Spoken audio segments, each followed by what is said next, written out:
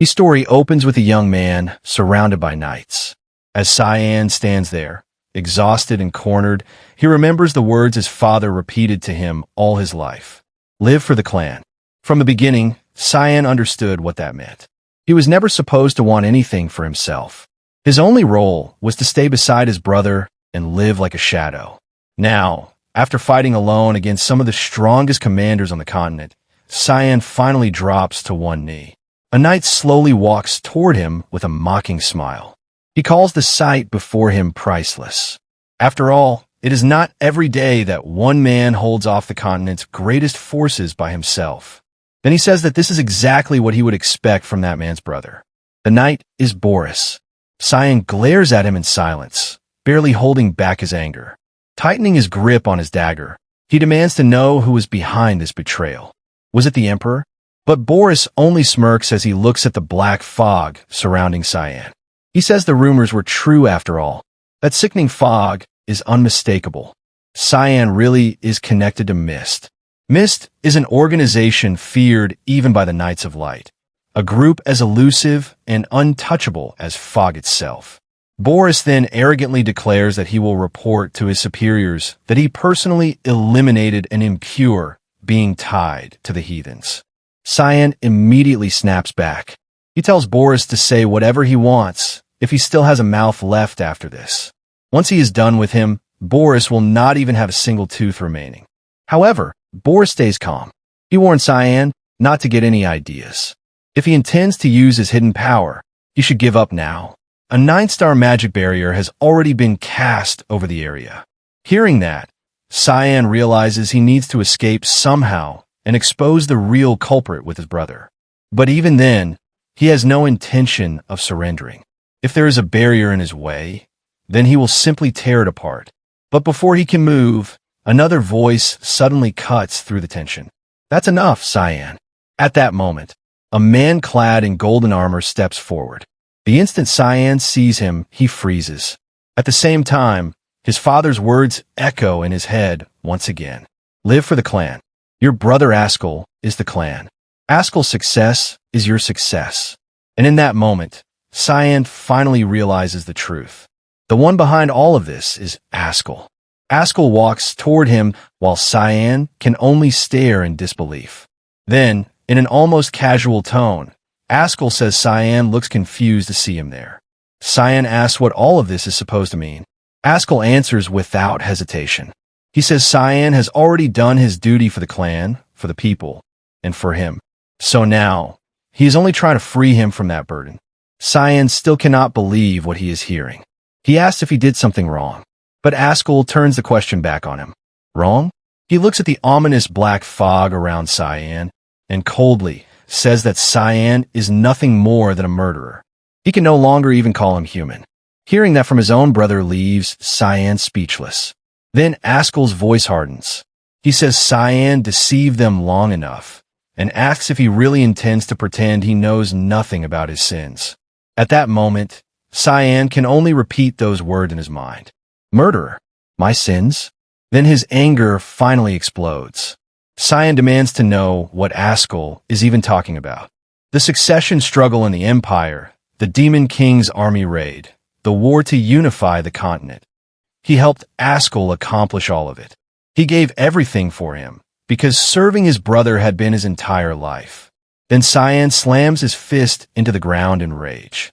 And now, after 20 years of working like a dog for him, Askell is throwing him away. Cyan declares that even if his whole body breaks apart, he will give everything he has left if that is enough to destroy Askell. At that moment, dark mana erupts from Cyan's body. The black aura spreads across the battlefield, and fear immediately grips the surrounding soldiers. Some of them stare at Cyan in disbelief. They cannot believe he still has that much mana left. To them, he no longer even looks human. But Cyan only rebukes them. He calls them pathetic. The so-called hero is trying to kill his own younger brother out of fear, and yet none of them seem ashamed. Askell's expression twists with anger. Then Cyan gathers the last of his strength and attacks. He tells himself that just one strike is enough. If he can stab Askell's weak point, then maybe he can stop him from regenerating. In a flash, Cyan slips behind Askell and drives his blade toward his back. But at the exact moment the attack should have landed, a shield appears and blocks it. Boris had been supporting Askell the whole time.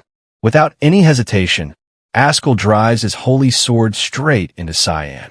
Then, with complete coldness, he says that he had originally planned to give Cyan a painless death because he was still his brother. But in the end, Cyan revealed what he truly was, a demon. And because of that, Askell says it was a good thing he never trusted him from the beginning. Those words leave Cyan completely stunned. Then Askell pulls away, throws him off the blade, and turns his back on him, leaving Cyan behind to die. Cyan collapses onto the cold ground, blood pouring from his body. And in that moment, he can only curse his fate. So this is how it ends. What a foolish life he has lived. As his eyes slowly begin to close, something suddenly feels strange. Even though he is on the verge of death, his body moves on its own and charges straight at Askell one last time. With blank white eyes, Cyan screams for his brother's death and throws everything into a final attack. But before his dagger can even reach Askell, the holy sword strikes again and sends him flying. A surge of power from the holy sword spreads through Cyan's body. Then, in the middle of that darkness, he hears someone calling out to him, "Young master, young master." Cyan suddenly opens his eyes. His body is drenched in sweat, and standing in front of him is a maid with an annoyed expression. She tells him to stop sleeping and get himself together because he needs to get ready. Still confused, Cyan stares at her and asks why she is here. The maid looks at him like he has lost his mind and asks what he is even talking about. But Cyan cannot take his eyes off her. It has been almost 20 years since he last saw her. Emily looks exactly the same.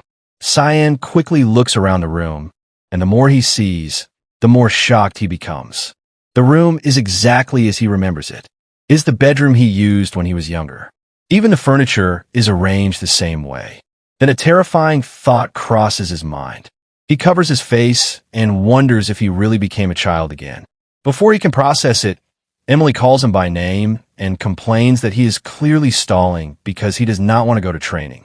She tells him to stop dragging it out and hurry up. Still dazed, Cyan asks what training she is talking about.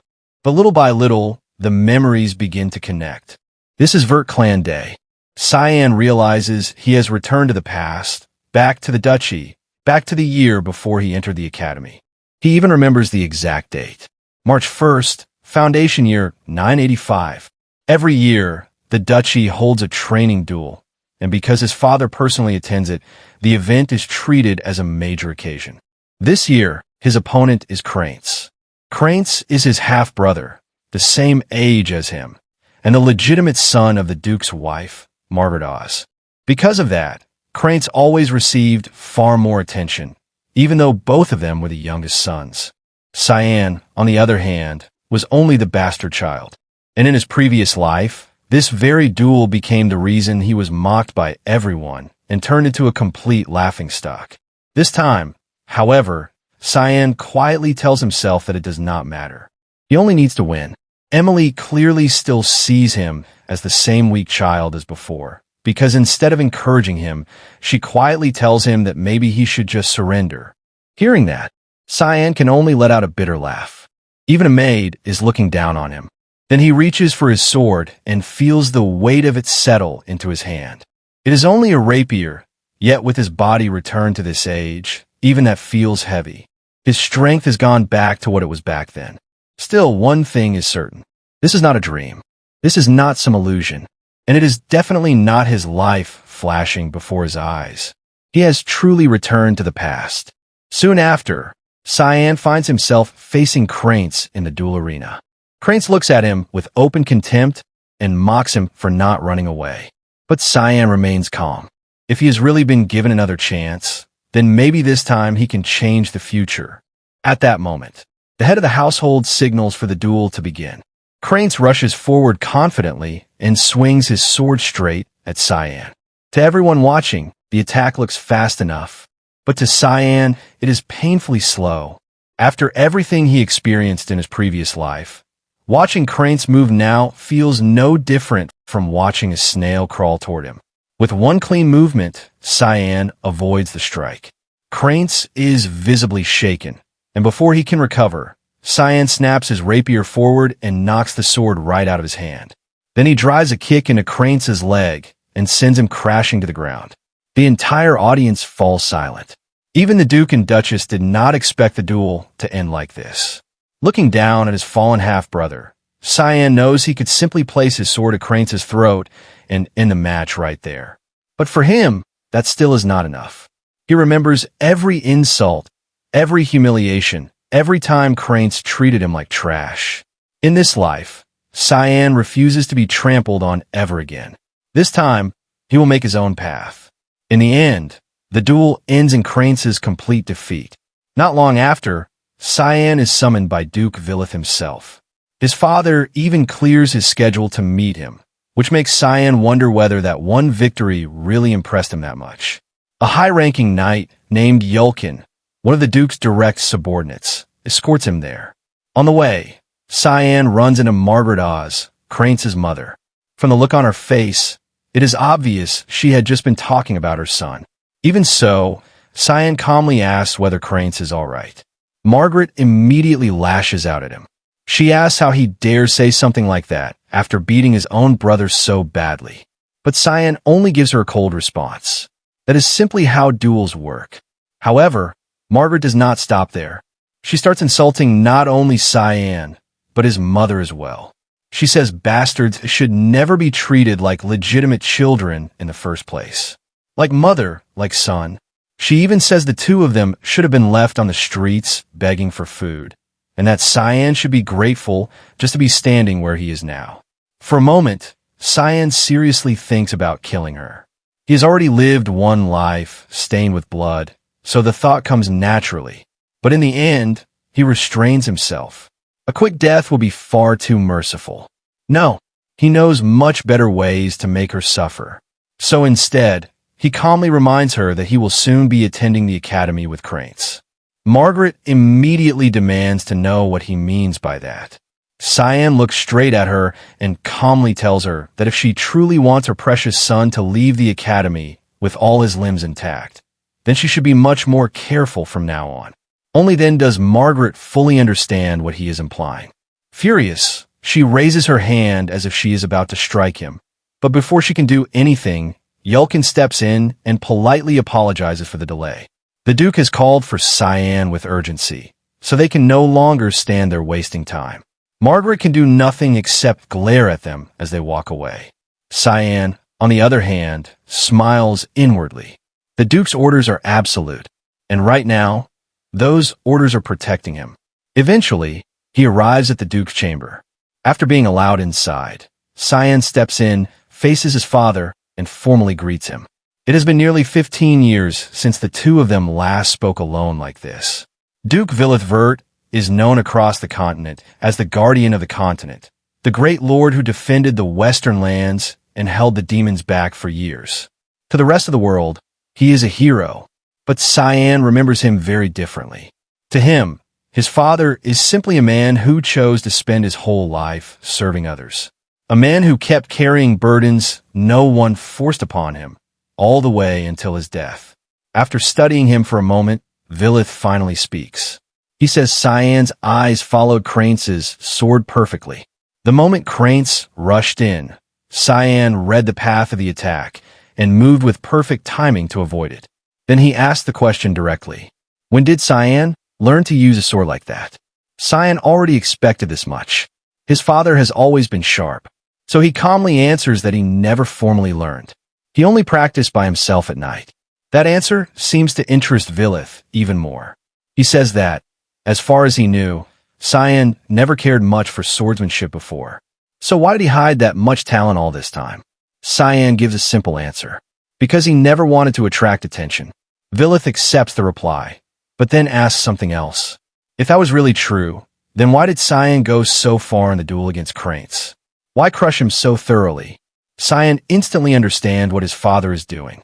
This is not simple curiosity. He is trying to figure him out. So Cyan answers directly. He says he wanted to prove himself. Vilith asks what exactly he wanted to prove. Cyan replies, without hesitation. He wanted to prove that he was better than Cranes, even though they shared the same blood. To him, that was the true meaning of the duel. For the first time, that answer makes Vilith laugh. He praises Cyan, saying it was a clear and level-headed response. He admits that he never realized Cyan had this kind of talent. But then, just as always, he brings the conversation back to Askell. He says he is glad, because one day Cyan will surely become a strong and dependable support for his older brother. The moment Askell's name is mentioned, Cyan's mood instantly goes cold. Even after seeing his ability with his own eyes, his father still only thinks of him as someone who is meant to stand behind Askell. Nothing has changed. Then Vilith says that, while it is not much, he still wants to reward Cyan for winning the duel. If there is something he wants, he only has to ask. Hearing that, Cyan's thoughts immediately darken. If there is something he wants, then he wants the power to tear apart everything Askell will ever try to build.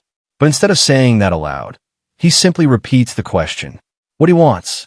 Soon after that, the scene shifts back to Cyan's room, where Emily reacts in complete disbelief. She asks if he really told the Duke that he wanted to go to the battlefront. Cyan calmly confirms that he did. That answer nearly drives Emily insane. She asks if he has completely lost his mind. Does he even understand what kind of place the battlefront is?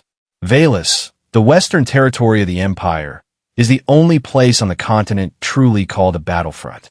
And within it, Limia Valley is the real front line, a place where battles against demonic beasts have continued for hundreds of years.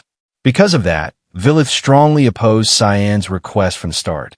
But in the end, he gave him one condition. If Cyan could prove within 1 month that he was worthy of going to Limia Valley, then he would allow it.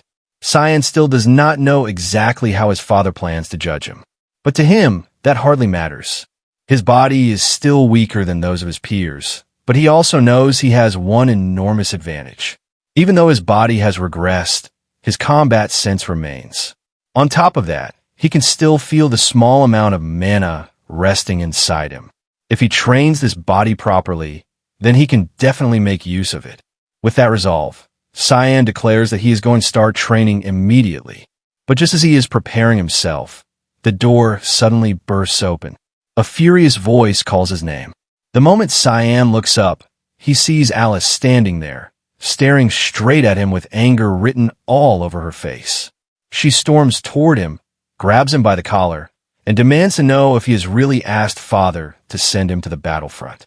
Cyan tries to calm her down and tells her to let go first. But Alice is in no mood to listen.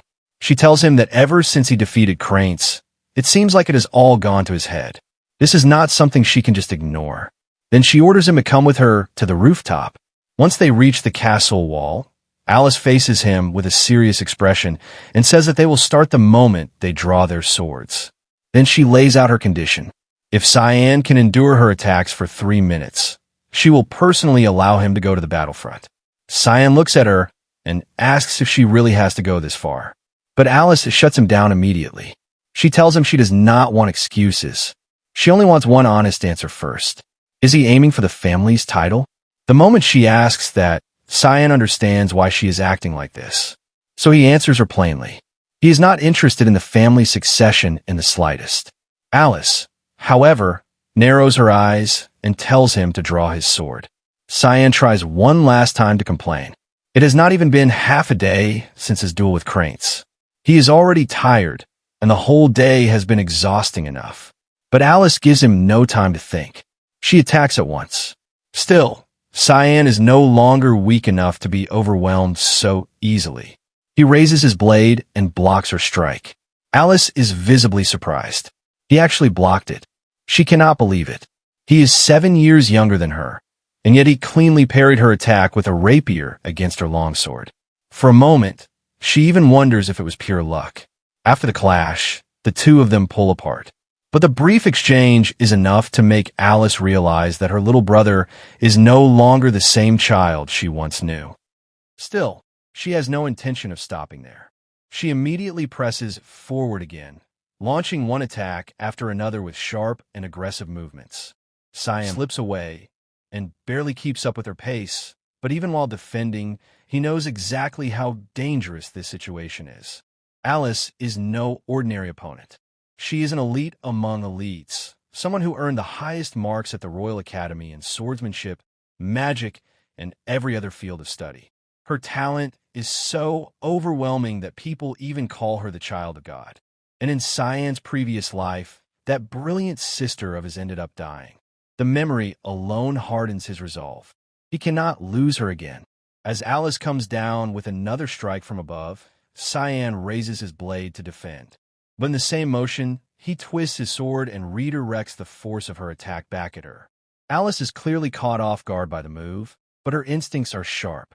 She immediately knocks his weapon aside and steps back before the counter can turn dangerous. Cyan retreats as well, silently thinking that things almost went too far just now. Most of the sword techniques he mastered in his previous life came from Mist, and those techniques were created to kill quickly and efficiently. Fighting without killing is actually much harder for him, especially with his current body being so weak. At the same time, he can already feel the strain building. He has been forcing mana into his sword to make up for his lack of strength, but he is already nearing his limit. Alice, still frustrated, decides to stop holding back. She begins chanting a spell and calls upon the power of earth and wind to gather around her blade. In an instant, her sword becomes wrapped in mana from multiple elements. The pressure in the air changes immediately. Cyan recognizes the spell at once. 6-star magic. The moment he sees it, he is genuinely alarmed. At this point, Alice is no longer simply testing him. She is trying to overpower him completely. He can read it in her eyes. If he tries to block that attack head-on, he will be blown straight off the castle wall. So instead of retreating, Cyan suddenly rushes toward her. As Alice lifts her enhanced sword high into the air, Cyan silently prays for one thing. Please show up, Yulkin. And just as Alice's attack is about to come crashing down, a knight suddenly appears and intercepts it. With one hand, Yulkin blocks Alice's strike. With the other, he grabs Cyan and pulls him out of danger. The clash is so violent that it lights up the night sky. Yulkin then calmly tells Alice that she is being far too harsh against an opponent much younger than herself. Only then does Alice come back to her senses. The moment she realizes what she almost did, she immediately grabs Cyan and apologizes. She says she must have lost her mind for a second. She only wanted to stop him from going to the battlefield, but she became too obsessed with it. Cyan looks at her and cannot help thinking that this is exactly like Alice. She always throws herself too seriously into whatever she does. Then Yulkin explains why he appeared. Although the Duke had already left for war, he gave Yulkin a secret order to protect Cyan for a while. He was supposed to remain hidden, which is why he never showed himself until now. Cyan is not particularly surprised. He had already sensed Yulkin's presence ever since leaving his father's office. Still, one question remains in his mind. Why did his father order Yulkin to protect him in secret? The next day, Alice returns to the academy. She had only come back briefly before graduation to see their father. As for Cyan, he immediately throws himself into training. For 2 straight weeks, he pushes his body to the limit, trying to get stronger as quickly as possible. But no matter how hard he trains, he keeps running into a wall. His mind still has all the combat experience from his previous life, but his body simply cannot keep up with the level he wants. Just as his frustration is beginning to grow, Emily enters the room and says that a package has arrived from Alice. The moment Cyan sees it, his mood changes. But Emily pinches her nose and complains that it smells disgusting. Cyan, on the other hand, recognizes it instantly. It is Hellhound blood, the exact item he asked Alice to obtain for him. Hellhound blood is a rare substance that can only be found in Limia Valley, and most people treat it as poison because of its rotten smell and the burning sensation it causes the moment it is swallowed. But Cyan knows the truth. If the body can endure it, the blood permanently increases both physical ability and mana. Most people dismiss that as nothing more than a rumor, yet Cyan already knows from his previous life that it is real. Emily stares at the bottle in disgust and asks if he is seriously planning to drink something like that. Cyan calmly tells her not to worry. After all, he was the only person who could survive her cooking, so this should be manageable too. The moment he says that, an old memory flashes through his mind. The first time he tasted her mushroom soup in his previous life, a single bite nearly stopped his heart. Compared to that, even hellhound blood does not seem so terrifying. So without hesitation, Cyan drinks it. The taste is so awful that the second he finishes, he slams the container down and loudly claims that it was good. Emily, of course, does not believe him for even a second. Right after that, Cyan tells her that he is going out for a walk. In truth, he's been waiting for this exact opportunity for the past 2 weeks. This is the one time when Yulkin is not nearby, because he is left to make his regular report. Cyan heads straight for the forest behind the estate, a place he used to visit often whenever he wanted to be alone. And once he reaches it, an important memory from his previous life comes back to him. At one point, Askel claimed that he had received a divine revelation from the god of light, Lindell. According to that revelation, an ancient temple was hidden somewhere in these mountains. At the time, Cyan did not completely believe him, but after following the strange flow of concentrated mana, he later discovered that the temple was real. Now that he has returned to the past, that revelation has not happened yet, which means that at this point in time, he's the only one who knows this place exists. After searching the area, Cyan finally finds the spot he was looking for. He places his hand against the ground and sends mana through it. A moment later, the earth collapses and reveals a staircase descending into darkness. Cyan smiles to himself. Askel would never imagine what he is doing right now. He starts making his way down and soon enters the hidden ruins. The place before him is an ancient temple once devoted to the god of light, a forgotten relic from the age before history itself was erased by the war between gods and demons 300 years ago. At the center of that temple rests a holy sword. Cyan immediately knows what it is. One of the legendary relics that helped humanity drive back the Demon King's army in the distant past. In his previous life, that very sword eventually ended up in Askel's hands. And in the end, it became one of the reasons Cyan met such a miserable death. Because of that, he cannot help wondering whether the holy sword had something to do with his regression. So he walks up to it and grabs it. Nothing happens. No reaction. No miracle. No answer. Cyan clicks his tongue in disappointment. So much for the holy sword. Still, that was never the real reason he came here. He steps past the altar and focuses on the shadow, stretching behind it. At first glance, it looks like nothing more than the sword shadow. But Cyan knows better. There should not be a shadow there at all. And the moment he looks closely, the hidden path finally reveals itself. A staircase descends into the darkness behind the altar, leading to a wooden door concealed beneath the temple of light itself. Cyan pushes the door open. Inside, he finds what he was truly searching for, a blood-red demonic sword. The instant he sees it, a smile spreads across his face. At last, he has found his true weapon, demonic sword Chiron. The moment Cyan takes hold of the sword, a strange presence fills the room. Then a gruesome voice echoes out from it, asking whether he feels no fear at all. Does he not understand what it means to awaken a sleeping demonic sword? But Cyan does not flinch. He simply stares at it and answers that it only means one thing. This sword now belongs to him. The moment Cyan claims the demonic sword as his own, the presence inside it immediately lashes out. A mass of darkness surges forward and declares that it is too late for regret now. By waking a sleeping demonic sword, Cyan has already offered up his body. But even as the darkness rushes toward him, Cyan does not panic. With one hand, he grabs it. The darkness twists and takes the form of a woman. But even then, Cyan only looks at her with a crazed smile. Seeing that, she is clearly shaken. She cannot understand how he is able to touch her so casually. Cyan simply repeats himself. He already said it. This sword belongs to him. The spirit of the demonic sword, Chiron, immediately lashes out with her claws, trying to kill him on the spot. But Cyan effortlessly avoids the attack. Chiram leaps back and stares at him in disbelief. Then, as if trying to make sense of what she is seeing, she asks whether he is the successor. More than that, she says she can feel Ira's aura from him. Cyan gives her a cold answer. That is right. He is the successor of Eru. And if that is the case, then her master has returned. So, she should bow her head. Naturally, Chiram refuses. She snarls that he is just a child, and that she cannot possibly accept him as her master.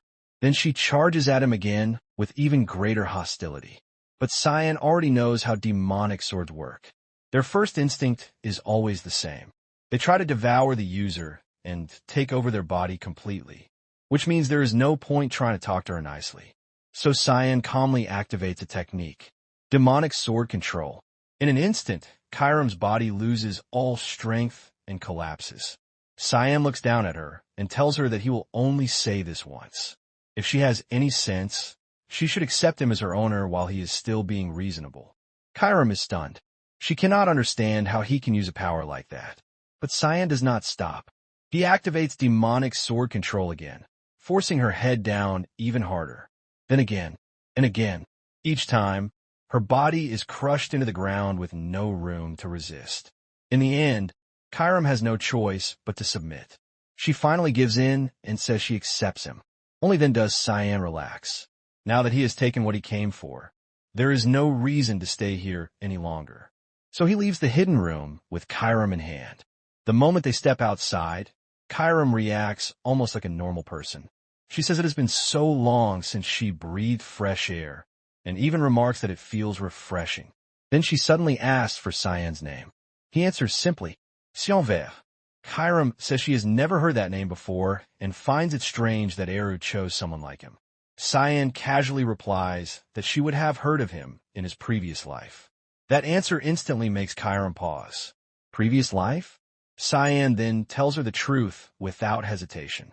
He has already died once before. Chiram is left speechless for a moment, then blurts out in disbelief what kind of nonsense that is supposed to mean. But Cyan has already moved on. His eyes turn back toward the holy sword resting in the temple, and Chiram follows his gaze. She notices it is still sleeping, waiting for its true owner to appear much later. Cyan says that sword still has around 20 years left before it finds the one it is meant for. Chiram studies him with a far more serious look now. The way he talks makes it sound as if he already knows the future. Without answering her directly, Cyan walks up to the holy sword, raises his hand, and cuts off a piece of it. Chiram is shocked and immediately demands to know what he is doing. Cyan looks at the broken piece in his hand and answers with a quiet smile. Who knows? Maybe this will make things a little more interesting later. Not long after that, the day finally comes.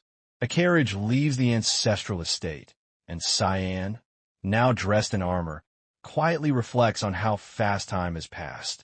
Then a soldier approaches and greets the Duke. Vilith turns to Cyan and asks him one last time whether he is still determined to go to the battlefront. If he wants to back out now, the Duke says he will not stop him. But Cyan answers without hesitation. His heart is already set on the battlefield. Hearing that, Vilith signals Yulkin to begin the final test.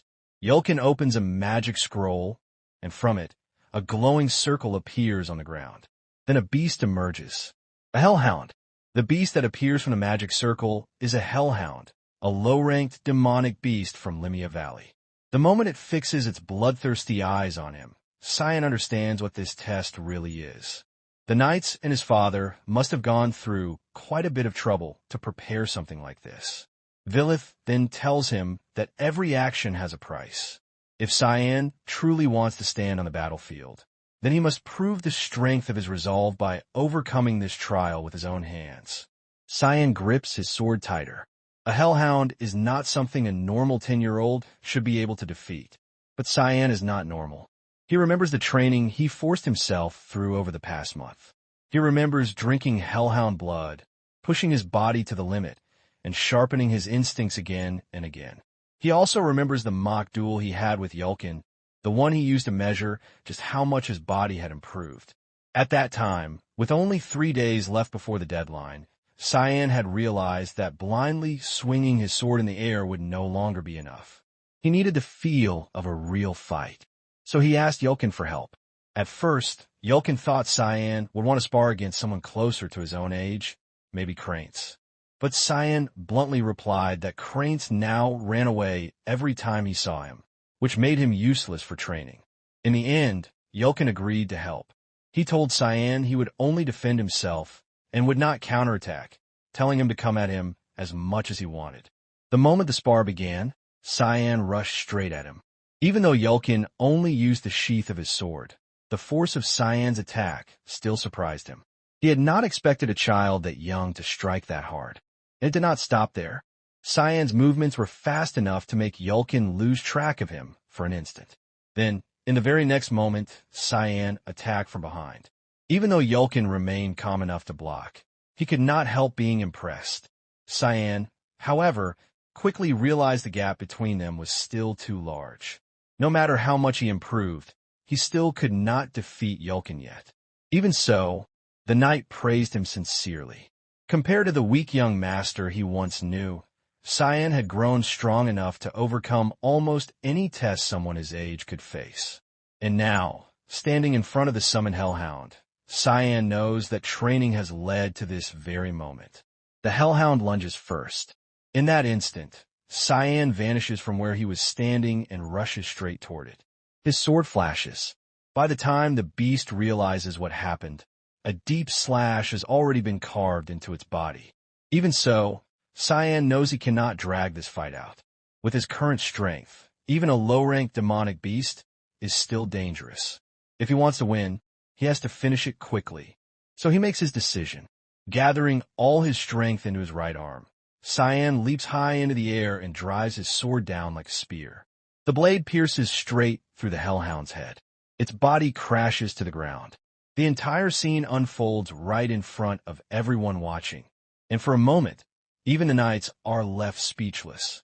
Vilith, however, looks genuinely pleased. He praises Cyan's performance and calmly tells him that he will see him at the battlefront. To everyone else, this marks the end of his trial. But to Cyan, it is only the beginning. As he looks down at the dead hellhound, a completely different thought crosses his mind. All that blood feels like a waste. If he tried collecting it here, people would definitely think he was insane. Still, he quietly makes a mental note. Next time, he should at least bring a cup. And with that, Cyan finally earns the right to step onto the battlefield. Not long after that, Cyan finally arrives at the battlefield. The moment he steps onto the front lines, a wave of memories comes rushing back. This place is just as brutal as he remembers. Almost immediately, cries ring out across the area. Ogres have appeared in the northwest, and the soldiers quickly move into formation. Orders are shouted one after another. Defensive lines are raised.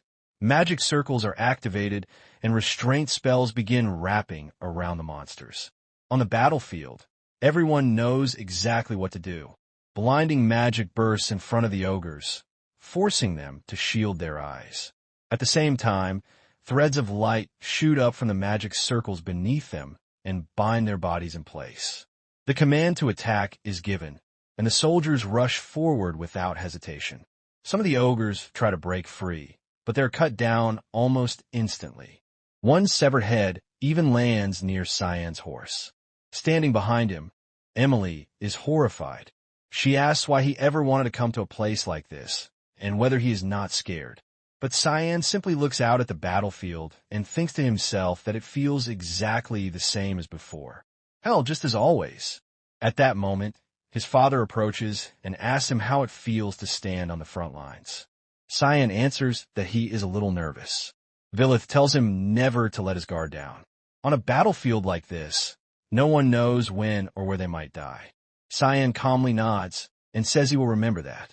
He already knows his father is right. On the front lines, battles happen 3 or 4 times a day, and each one follows its own strict response manual. The advanced knights serve as the core force, eliminating every demonic beast that tries to cross over. Once that battle ends, Cyan is taken to the tent assigned to him in the rearmost part of the camp, the safest area available. Even there, The guards are extremely disciplined. Looking around, Cyan